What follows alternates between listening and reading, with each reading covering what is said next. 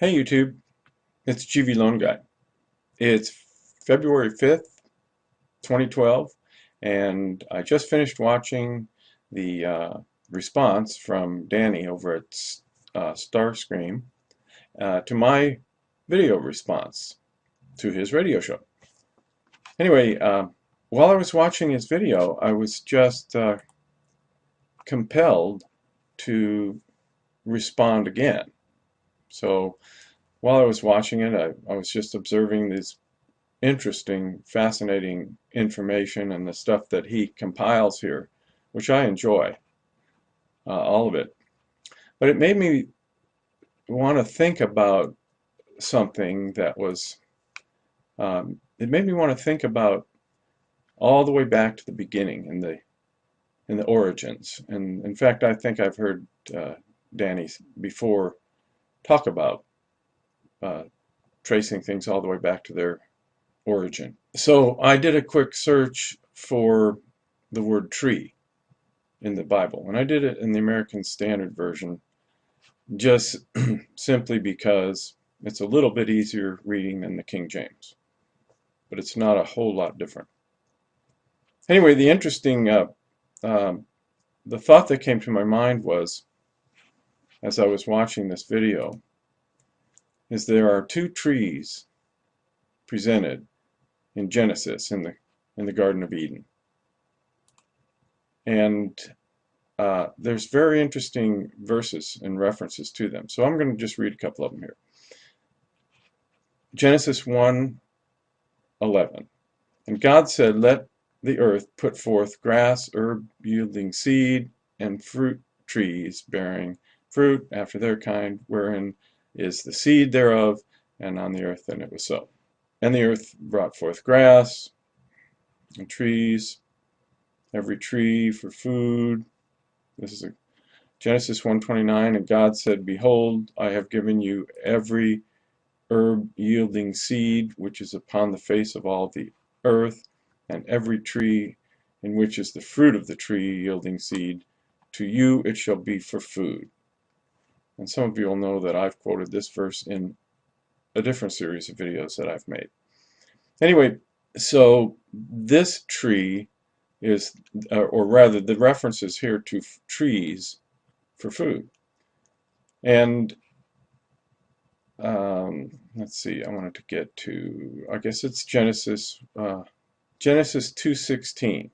And Jehovah God commanded the man, saying, of every tree of the garden thou mayest freely eat, but of the tree of the knowledge of good and evil thou shalt not eat of it, for in the day that thou eatest thereof thou shalt surely die.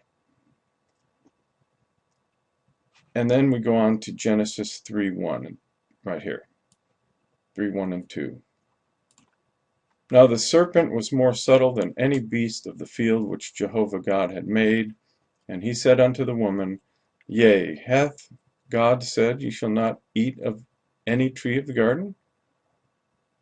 You see, he comes to the woman with a question. Didn't God say you could eat from any tree of the garden? And the woman said unto the serpent, of the fruit of the trees of the garden we may eat, but of the fruit of the tree which is in the midst of the garden, God hath said, ye shall not eat of it, neither shall ye touch it, lest ye die. Well, eventually the serpent talks her into it.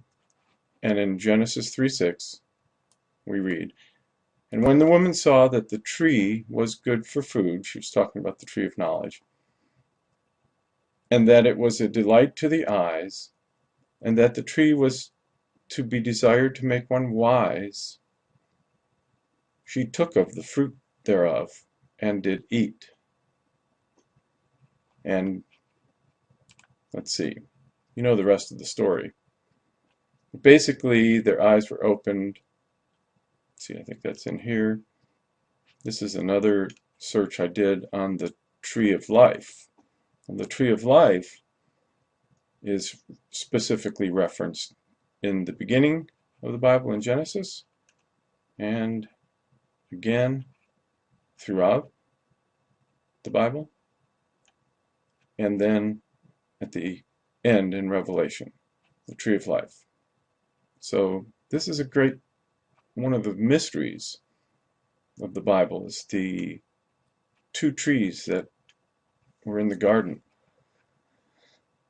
And so when I was, once again, when I was looking at this, I couldn't help but think that this tree, all of this information seems to be accurate and interesting and fascinating.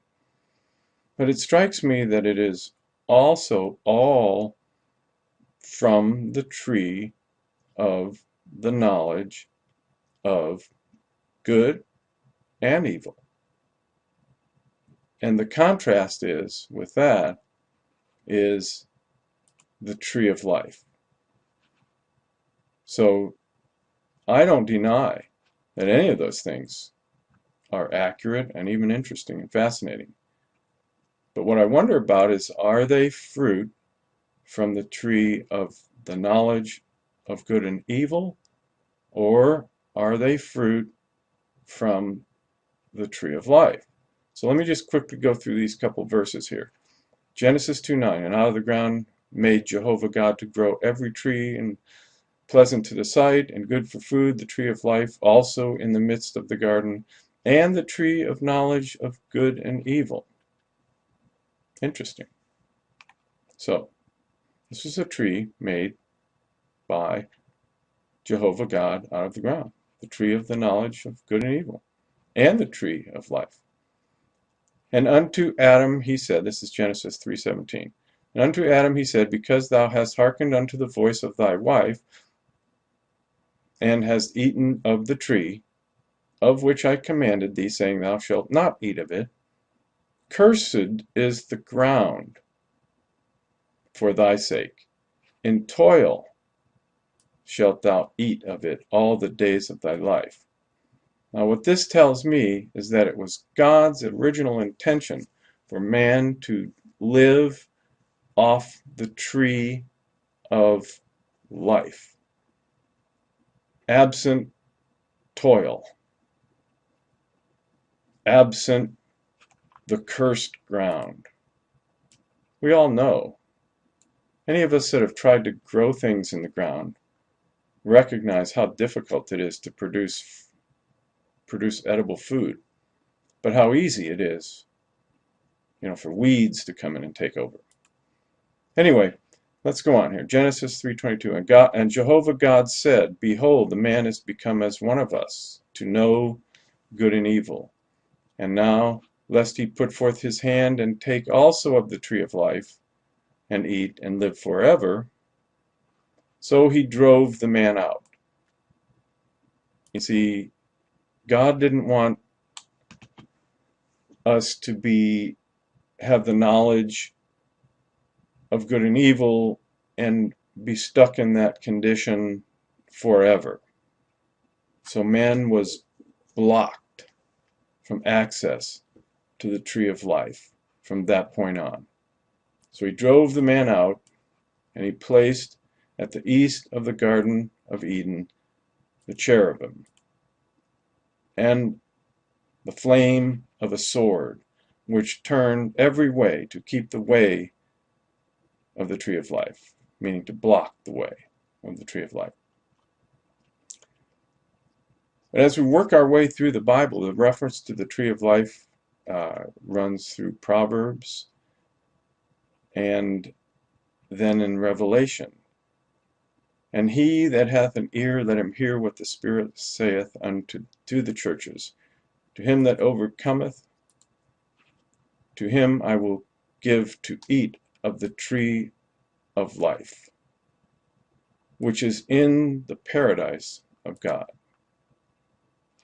And then again here in Revelation 22, in the midst of the street thereof, and on this side of the river, and on that, was the tree of life, bearing 12 manner of fruits, yielding its fruit every month, and the leaves of the tree were for the healing of the nations. I don't know what to make of all of that. It's just that somehow when I was listening to Danny and paying attention to all the information, it just made me think about the tree of life and the tree of knowledge. And this is where I think the difference is.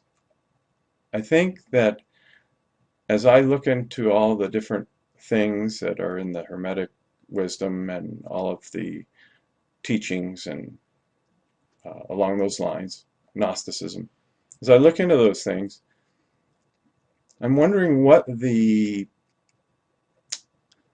day-to-day practice is. How does that affect me in my daily life? How does that affect the way I feel about myself and the way I feel about God and the way I feel about other human beings?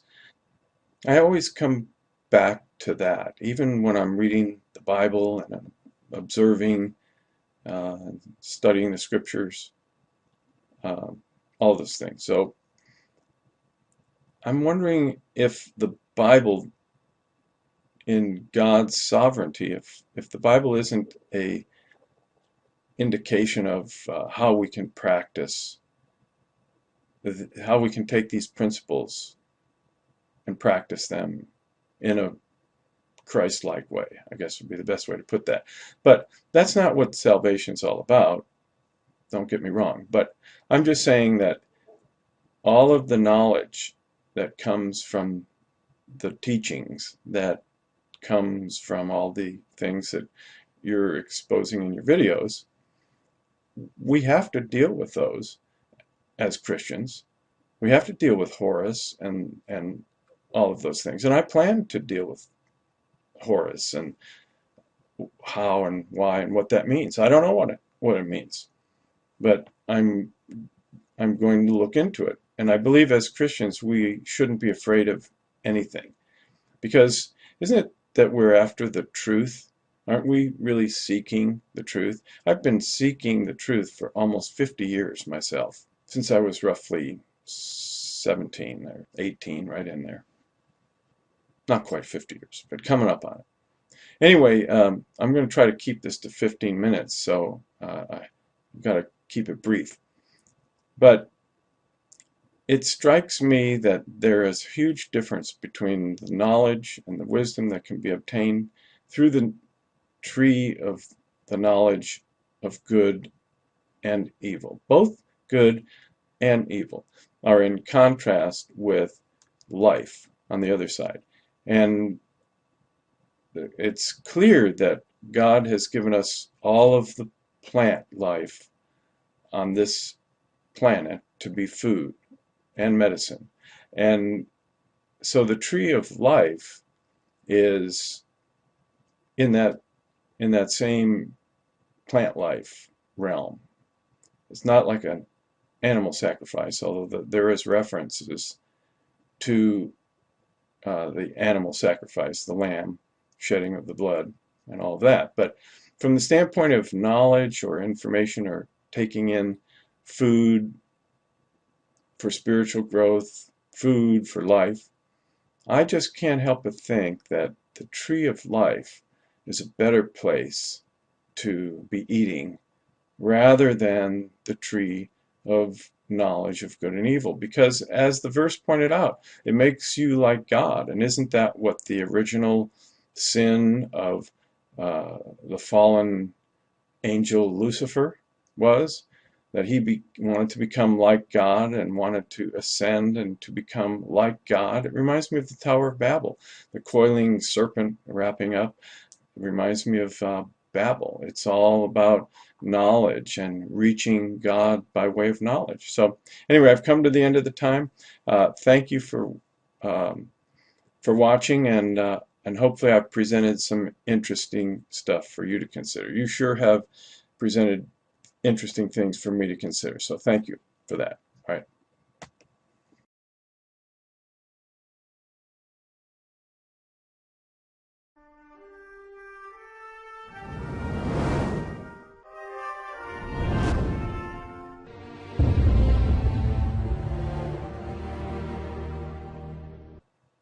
Hey YouTube, it's GV Loan Guy. It's February 5th. Compelled to respond again. So while I was watching it, I was just observing this interesting, fascinating information and the stuff that he compiles here, which I enjoy. All of talk about uh, tracing things all the way back to their origin. So I did a quick search for the word tree in the Bible, and I did it in the American Standard Version just simply because it's a little bitty. 2012, and I just finished watching the response from Danny over at Starscream to my video response to his radio show. Anyway, while I was watching his video, I was just, but it made me want to think about something that was, it made me want to think about all the way back to the beginning in the origins. And in fact, I think I've heard Danny before